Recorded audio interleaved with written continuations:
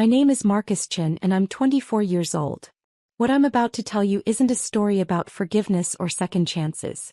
This is about the moment my parents realized they'd thrown away something priceless because they couldn't see past a price tag. This is about the night my father stood in a crowd of 800 people and watched me become everything he said I'd never be. Before I tell you about that launch event, when Dad's voice cracked trying to call my name and I walked past him like he was invisible, I need to take you back to the beginning. Back to the house on Willow Creek Drive, where my parents calculated my worth down to the dollar and decided I wasn't a worthwhile investment. I grew up in a middle-class suburb of Seattle, the younger of two children. My older brother, David, was 17 when this story begins. A straight-A student, varsity baseball captain, already accepted to Stanford on a partial academic scholarship. He was everything our parents wanted. Naturally gifted, self-motivated, impressive on paper. I was the opposite. I struggled in school, especially with reading and math. What we didn't know until much later was that I had undiagnosed dyslexia and ADHD. All my parents saw was a kid who needed constant help, constant support, constant resources just to maintain C's and B's. "Why can't you be more like your brother?" my mother, Patricia, asked at least once a week. David never needed a tutor. David never needed extra help. Why do you have to make everything so difficult? My father, Richard, was more direct. "We're paying $200 a month for tutoring and your grades are still average. That's $2,400 a year on mediocrity. Do you know what that money could be doing if we invested it?" The only place I excelled was music. I'd started piano lessons at age 6, and while I struggled to read books, I could read music like breathing. My piano teacher, Professor Elena Vasquez, said I had a gift. That my fingers understood emotion in ways that couldn't be taught. "Marcus feels music," she told my parents during one of their rare appearances at a recital when I was 11. "He has genuine talent. With the right training he could—" "How much does the right training cost?" my father interrupted. Professor Vasquez looked surprised. "Well, if he wants to pursue this seriously, he'd need to increase to 2 sessions per week, enter competitions, eventually consider a pre-college conservatory program. So thousands of dollars for a hobby." My mother's voice was flat. "He can barely pass regular school. We're not funding a pipe dream." But they did keep paying for weekly lessons, mainly because it was the one thing that kept me quiet and out of trouble. Piano became my refuge. The 1 hour each week where I wasn't stupid, wasn't struggling, wasn't a disappointment. Professor Vasquez was in her 50s, a former concert pianist from Argentina who'd moved to the States to teach. She had dark eyes that missed nothing, silver-streaked hair she wore in an elegant bun, and hands that could coax magic from any keyboard. She lived alone in a beautiful old house near the university, dedicated entirely to her students.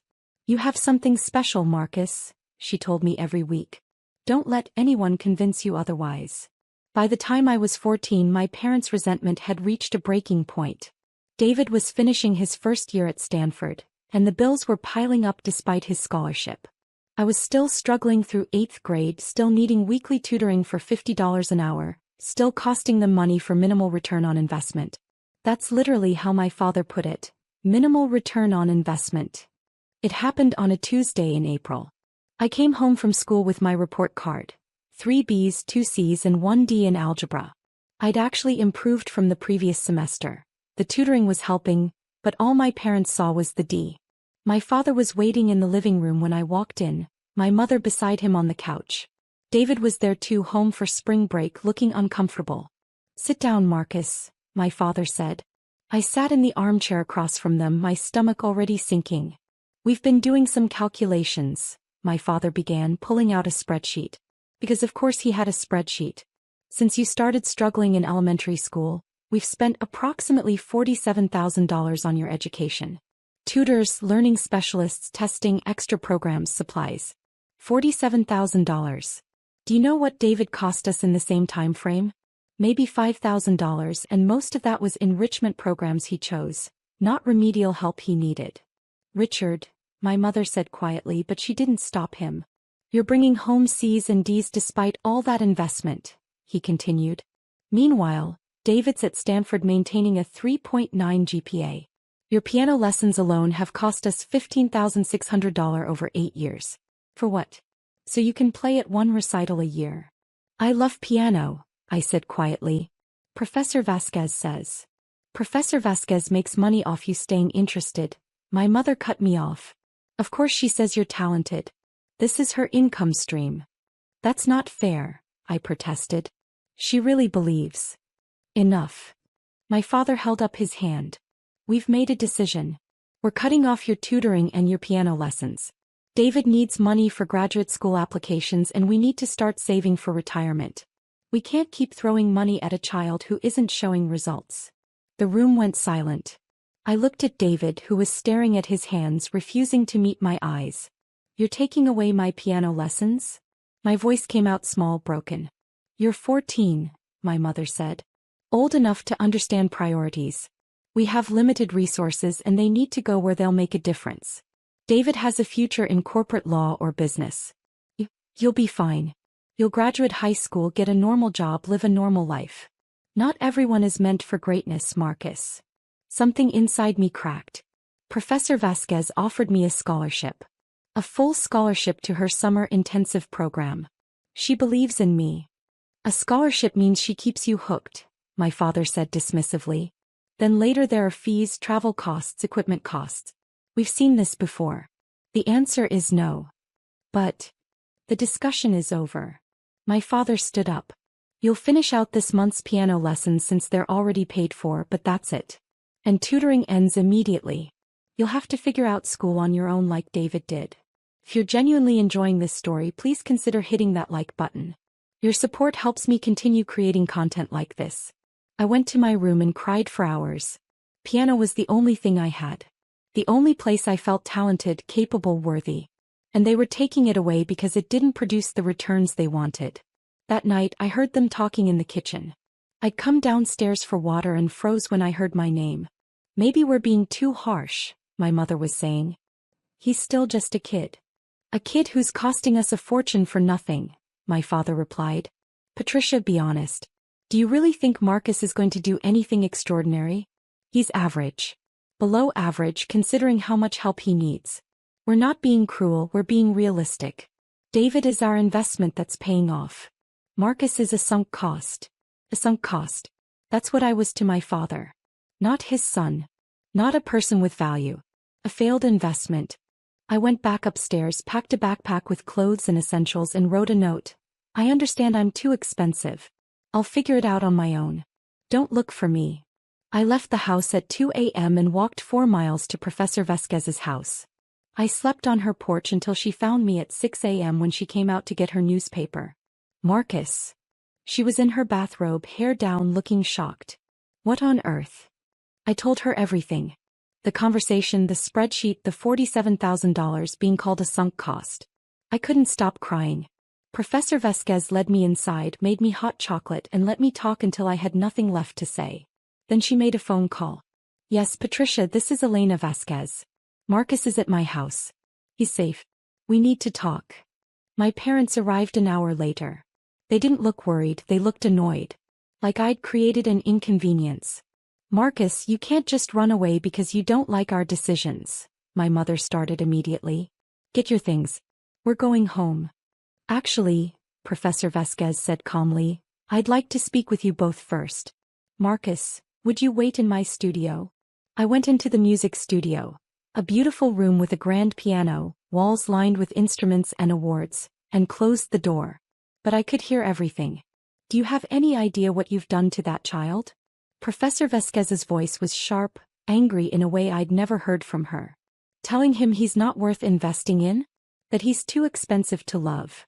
You don't understand, my father said. We have limited resources and 2 children. We have to make choices. You have unlimited cruelty apparently. Marcus is a brilliant musician. I've taught for 30 years and I've never had a student with his natural gift for emotional interpretation. He could be extraordinary. With all due respect, Professor, my mother said coldly, you're biased. You want to keep teaching him. I offered him a full scholarship to my summer program. No cost to you. I've offered to teach him for free if money is the issue. I've done everything but beg you to let this child pursue his gift. And you're cutting him off anyway because he's not like his brother. There was silence. He told you about the scholarship offer? My father finally said. He's been trying to tell you for weeks, but you won't listen. You're so focused on spreadsheets and return on investment that you can't see your own son. And now he's so convinced he's worthless that he ran away at 2 a.m. rather than live in a house where he's treated like a failed business venture. We're doing what's best for our family, my father said, but his voice was less certain. No, you're doing what's easiest for you. And when Marcus does become something extraordinary, which he will with or without you, you'll regret every word you said to him. Every dollar you begrudged. Every moment you chose calculation over compassion. Is he putting you up to this? My mother asked sharply. Making himself the victim? I'm putting myself up to this. Because someone needs to advocate for this child. Now I have a proposal. Let Marcus stay with me. I'll take full financial responsibility. I'll cover his living expenses, his education, everything. You won't have to spend another penny on your sunk cost. The silence stretched so long I thought they'd left. You want to take custody? My father finally said. If necessary, yes. I'm licensed as a foster parent. I did it years ago for other students in need. I can make it legal if you agree. Marcus deserves to be somewhere he's valued. Another long silence. Fine. My mother's voice was tight, defensive. If he wants to throw away a perfectly good home for a fantasy, let him. We tried our best. We gave him opportunities. If he's too stubborn to appreciate what we've done. You've done nothing but damage. Professor Vasquez cut her off. Now get out of my house. I heard the front door slam. Footsteps approached the studio. Professor Vasquez opened the door, her face composed but her eyes bright with unshed tears. Marcus, you're going to live with me now. If that's what you want. They really just left me? I whispered. They did. And sweetheart, I'm so sorry. But their failure to see your worth says everything about them and nothing about you. You're staying here, we're going to prove them all wrong, and you're going to be magnificent. Do you trust me? I nodded, unable to speak. Good. Now we have work to do. You have talent, but talent needs discipline. Structure. Dedication. Are you ready to work harder than you've ever worked? Yes. Then let's begin. The legal process took 3 months. My parents signed custody papers without contest, officially giving me up. David called once to say he was sorry that he'd tried to talk them out of it, but he had finals and couldn't get involved. I told him I understood, but we both knew it was a lie. He chose not to get involved. My parents sent one email after everything was finalized. When this music dream falls apart and you need real help, don't expect us to bail you out. You made your choice. I never responded. Professor Vasquez, I started calling her Elena after the adoption was finalized. Transformed my life. She set up a structured routine. School from 8 to 3, homework and tutoring from 4 to 6. She hired a specialized tutor who actually understood dyslexia. Piano practice from 7 to 9, dinner and family time from 9 to 10. Family time? Asked the first week. Yes. We're family now. We eat dinner together, we talk about our days, we exist as people, not just teacher and student. You need to know you matter beyond your talent. She got me tested for learning disabilities and finally got the dyslexia and ADHD diagnoses. With proper support and medication, my grades climbed to B's and A's. Turned out I wasn't stupid, I just had a brain that worked differently. But music was where I soared. Under Elena's intensive training, I progressed faster than I'd ever imagined possible. She entered me in competitions and I started winning. Regional competitions, then state, then national. By 16, I'd won the Young Artists International Piano Competition, performing at Carnegie Hall. My biological parents weren't there. David sent a congratulations text. Elena was there, crying in the front row, standing to applaud until her hands were red. You're extraordinary, she whispered afterward, hugging me tight. Never forget that. During my high school years, Elena and I talked often about the problem I'd seen. Talented kids from low-income families who couldn't afford instruments, lessons, or program fees. Kids like me, but without someone like Elena to rescue them. Why can't we create something? I asked during dinner one night when I was 17. A program that gives free instruments and lessons to kids who can't afford them? Elena's eyes lit up. That's a beautiful idea. But it takes funding, organization, infrastructure. So we start small. We fundraise. We get donations. We build it. Drop a comment and let me know where you're watching from. Your support means everything. That conversation planted a seed. We started researching nonprofit structures, funding models, similar programs. Elena introduced me to people in the music education world. I spent my senior year of high school developing a business plan for what I called Harmony Bridge, a nonprofit that would provide free music education to underprivileged youth. I was accepted to Juilliard with a full scholarship. During my 4 years there studying piano performance and arts administration, Harmony Bridge grew from an idea to a reality. Elena and I officially incorporated it as a 501c3 my sophomore year. We started with a single program in Seattle serving 30 kids. By the time I graduated, we had programs in 5 cities serving over 500 students. But I wanted more. I wanted to scale Harmony Bridge into something transformative, national, undeniable. After Juilliard, I spent 2 years working as a performer and private instructor, saving every penny while growing Harmony Bridge on nights and weekends. Elena had retired from university teaching to run Harmony Bridge full-time as executive director.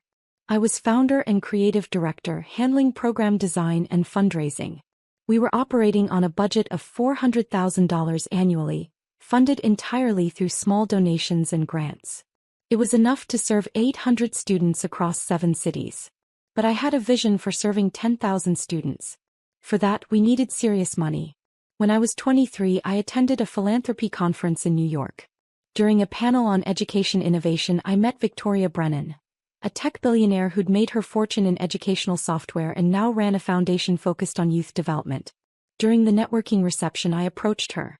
Ms. Brennan, I'm Marcus Chin, founder of Harmony Bridge. We provide free music education to underprivileged youth. I'd love 2 minutes to tell you why this matters. She looked at me, young, earnest, probably the 100th person who'd pitched her that day, and said, "You have 1 minute. Impress me." I was kicked out by my parents at 14 because they decided I wasn't worth the investment. My piano teacher adopted me and showed me that talent isn't about money, it's about access and belief.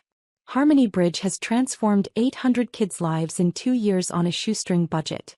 With real funding, we could reach 10,000 kids annually. Kids who will become musicians, teachers, creators. Kids who'll transform their communities the way I'm transforming mine. That's not just music education. That's generational change. Victoria studied me for a long moment. Where did you go to college? Juilliard. Full scholarship. Impressive. Send me your deck. If the numbers work, we'll talk. I sent the pitch deck the next morning. 2 weeks later, I received an email. Let's meet. Bring your executive director. Elena and I flew to San Francisco. Victoria's foundation offices were stunning, glass and steel with views of the bay. We presented our vision, a $25 million capital campaign to expand Harmony Bridge to 30 cities over 5 years, serving 10,000 students annually with free instruments, lessons and performance opportunities. Victoria asked tough questions. She challenged our cost models, our scalability plans, our impact measurements. Elena and I had answers for everything. We'd spent years preparing for this moment. At the end of the 3-hour meeting, Victoria leaned back in her chair. I started coding at 12 because a teacher gave me access to a computer I couldn't afford. That access changed my life. I see the same thing in your model. You're not just teaching music, you're opening doors. I'm in for $15 million seed funding. But I want 2 things in return. My heart stopped. $15 million? 1. You stay as founder and face of the organization. This story starts with you and people need to see that. 2. You launch publicly with an event that showcases your students and tells your story. Make people care. Make them donate. Turn this into a movement. We can do that, Elena said, squeezing my hand under the table. Then let's change some lives. The contract was signed within a month. With $15 million in funding, we launched an aggressive expansion plan. We hired staff, secured partnerships with schools and community centers, and recruited master teachers. We designed a launch event for 10 months later, a gala concert at the Seattle Symphony Hall featuring Harmony Bridge students alongside professional musicians. The event would mark our official national launch. Media would be there. Donors. Politicians. Anyone who mattered in arts and education. And somehow my biological parents found out about it. The invitation list for the Harmony Bridge launch gala was carefully curated. 800 guests, including major donors, education leaders, politicians, arts organizations and press. Tickets started at $500 with VIP tables at $10,000. Every penny went to program funding. I hadn't thought about my biological parents in months. I'd been too busy with expansion plans, hiring, and event preparation. They were part of a past I'd moved beyond. 3 weeks before the launch, I received an email from an address I didn't recognize. richard.chin2847@gmail.com. Marcus, this is your father. We saw the news about your nonprofit launch. We're very proud of what you've accomplished. We'd like to attend the event and support you. Can you add us to the guest list? Dad. I stared at that email for a full hour. Proud? Support? Where was that pride when they called me a sunk cost? Where was that support when they kicked me out? I showed Elena. What do you think I should do? She was quiet for a moment. What do you want to do? Part of me wants to tell them to go to hell. Part of me wants them there so they can see exactly what they threw away. Then let them come. But Marcus, they'll be just another face in the crowd. This is your night. Your achievement. Don't let their presence steal your joy. I replied to the email. 2 tickets will be at will call under your names. Tickets are $500 each. See you there. My father responded immediately. We thought family might be comped. I didn't reply to that one. The week before the launch, press coverage intensified. Local news ran features on Harmony Bridge. NPR did an interview with me about access in arts education. The Seattle Times published a profile. From abandoned teen to philanthropist, Marcus Chen's mission to make music accessible. The article included my story. The parents who kicked me out, the piano teacher who saved me, the nonprofit built on the belief that every child deserves access to beauty. It went viral. Suddenly, everyone wanted to talk about Harmony Bridge. Donations flooded in. The gala sold out completely with a waiting list of 200 more people wanting tickets. My biological parents were already on the list, so they had their seats. Row M, Section 2. Not VIP. Not special. Just regular attendees like everyone else. The night of the launch arrived. Seattle Symphony Hall glowed with lights. Red carpet. Photographers. Local celebrities. It was surreal. This kid who'd been called worthless was now the center of attention for creating something that mattered. I wore a custom black suit. Elena wore an elegant navy gown. We stood in the VIP reception area before the show, greeting major donors and press. Victoria Brennan was there along with the mayor, several state legislators, and executives from major foundations. You did it, Elena whispered to me at one point, her eyes bright with tears. Look at this. Look at what you built. We built, I corrected. I'm nothing without you. The program was designed to be powerful. First half, Harmony Bridge students performing, kids from tough neighborhoods, foster care, homeless shelters, all playing instruments we'd provided, showcasing talent that would have gone undiscovered without access. Second half, professional musicians joining students in a collaborative concert. Then my keynote speech and the official campaign launch. As showtime approached, I did a final check backstage. 12 student performers, ages 8 to 17, all dressed in formal concert attire we'd provided. They were nervous and excited, some of them performing on stage for the first time. You're going to be amazing, I told them.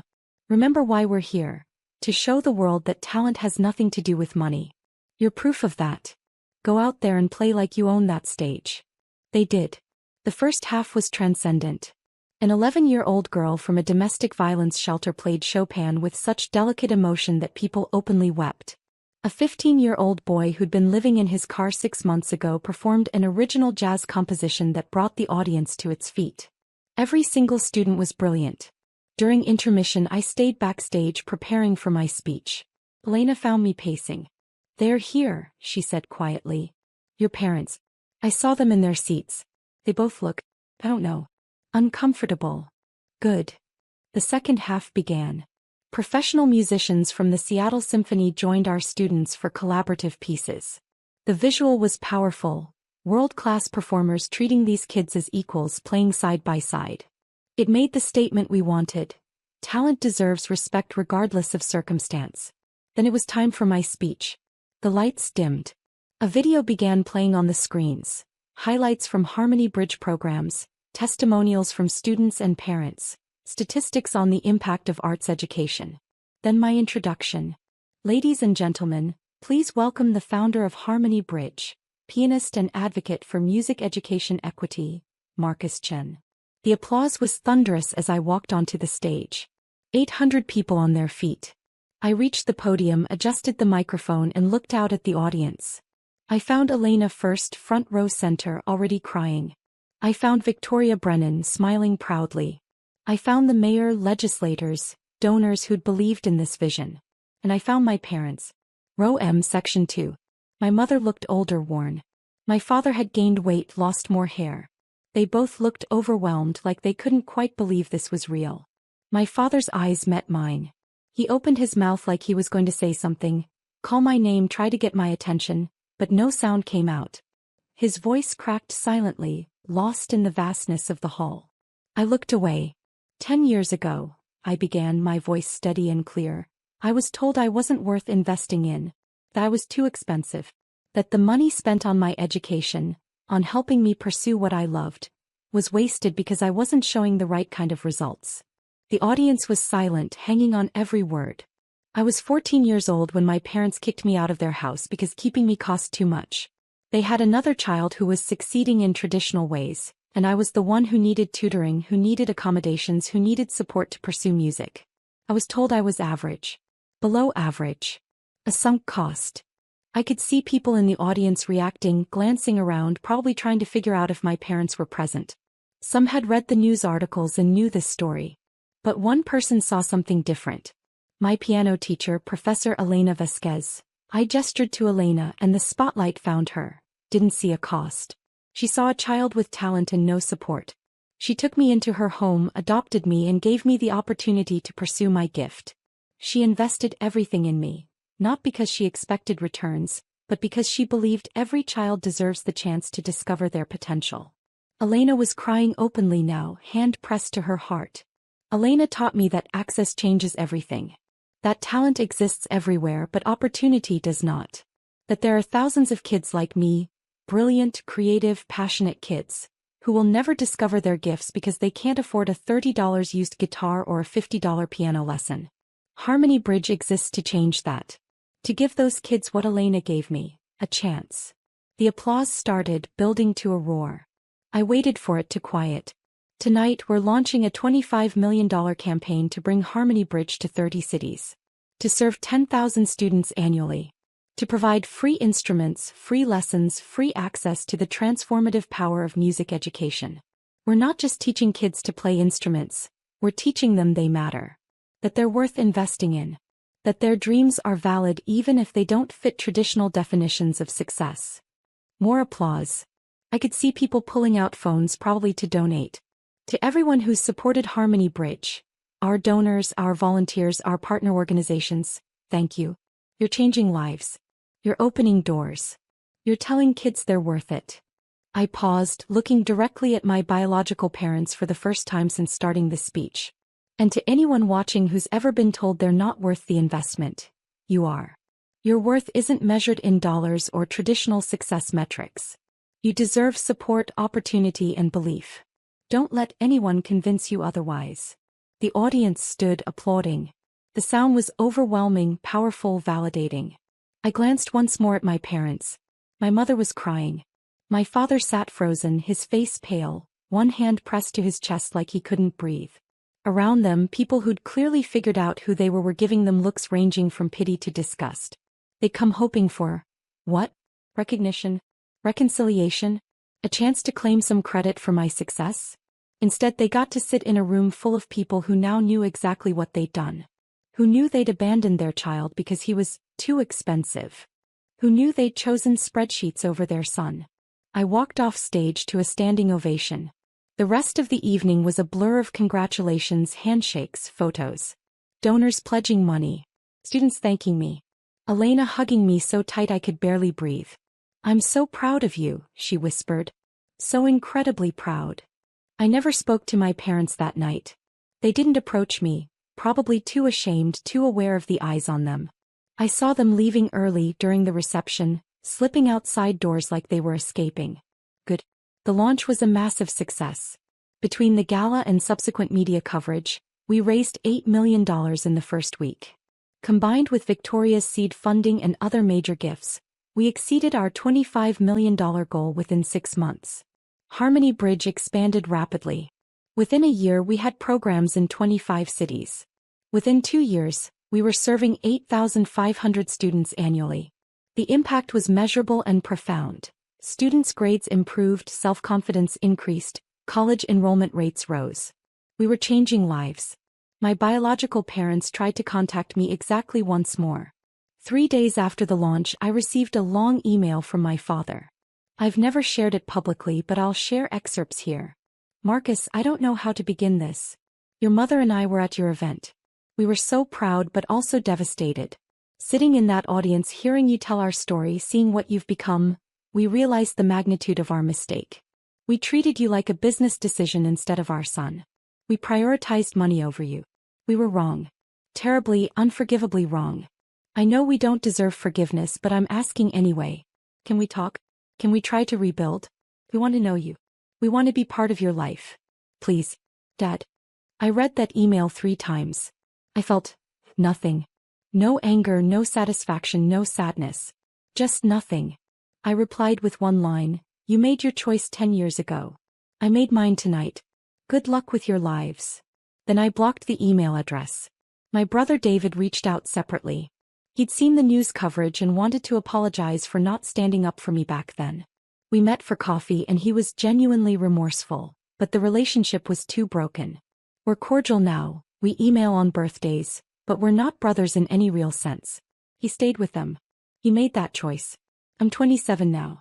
Harmony Bridge is a nationally recognized organization operating in 35 cities, serving over 12,000 students annually with an operating budget of $18 million. We've won awards, been featured in national media, and changed thousands of lives. I still perform occasionally, benefit concerts, demonstrations with students, special events. But my real passion is this organization, this mission. Every kid we serve is a kid I used to be. Talented but unsupported, passionate but dismissed, worthy but told otherwise. Elena is 63 now, still our executive director, still my mom in every way that matters. She walks through our programs and cries happy tears seeing kids discover music the way I did. She tells them they're extraordinary. She makes them believe it. I heard through mutual acquaintances that my biological parents divorced 2 years ago. The shame of the public exposure apparently destroyed what was left of their marriage. My father is living alone in a small apartment. My mother moved to Arizona to be near her sister. David checks in on them occasionally out of obligation, but even he admits the relationship is strained. They lost everything trying to protect their investments. Meanwhile, the son they threw away built something that outlasted them. Sometimes people ask if I ever regret the speech at the launch. If I think I was too harsh making my parents' abandonment public like that. I don't regret it. That speech wasn't about revenge, it was about truth. It was about showing every person in that room and everyone who heard the story afterward, that children aren't investments to be calculated. They're people to be loved, supported, and believed in regardless of the price tag. My parents taught me what not to be. Elena taught me what to be. And Harmony Bridge is the result of both lessons. If you're reading this and you've been told you're too expensive, too difficult, not worth the investment, please hear me. Those people are wrong. Your worth isn't determined by what you cost or what you produce. Your worth is inherent. You deserve support, opportunity, and unconditional belief. Find your Elena. Find the people who see your potential and invest in you because they believe in you, not because they expect returns. Build something meaningful with that support. And then prove every doubter wrong by becoming exactly who you were meant to be. I'm living proof it's possible. And Elena, thank you. For seeing me when I was invisible. For believing in me when I was called worthless. For teaching me that love isn't conditional and family isn't biology. Everything I am, everything I've built, exists because you said yes to a scared 14-year-old kid on your doorstep. I love you. Always. This is Marcus Chin, founder of Harmony Bridge, reminding you that every child deserves access to beauty, opportunity, and unconditional belief. We're going to keep opening doors until every kid gets that chance. Thank you for listening to my story.